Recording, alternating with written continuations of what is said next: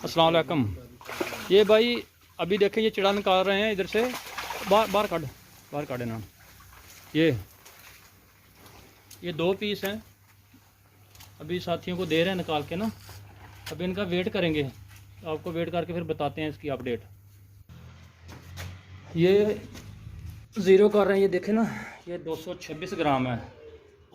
अभी ये जब रखते हैं तो ये ज़ीरो हो गया। ये चेक करें ज़रा, ज़ीरो है। अभी इसमें एक एक करके डालो यार, नीचे रख पहले इसमें डालो।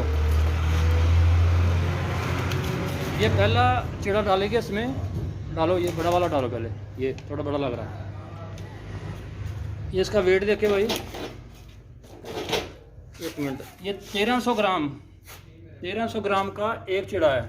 ये देखें 1300 ग्राम एक चिड़ा। ये दूसरा डाल रहे हैं अभी, ये देखें ये 2 हो गया। इसमें 2 kg 362 ग्राम, 1 kg का है और एक 1300 ग्राम का है। यानी कि एवरेज इनकी अगर देखें तो ये तकरीबन 1250 इसकी एवरेज है। 362 है ना, 1250। तो एक निकालो, ये एक निकाला, वो देखे 1300 ग्राम का एक है।